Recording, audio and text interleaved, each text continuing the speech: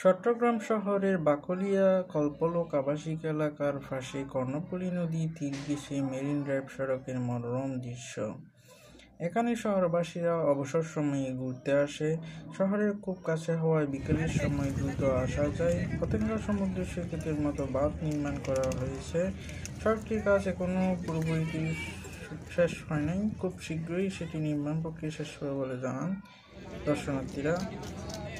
নদীতে এক মহিলা মাছ ধরছে।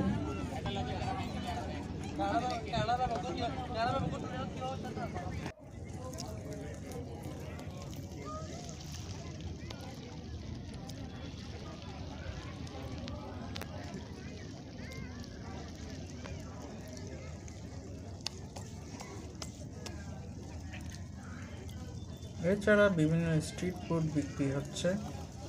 মাছ ধরার ভিডিও।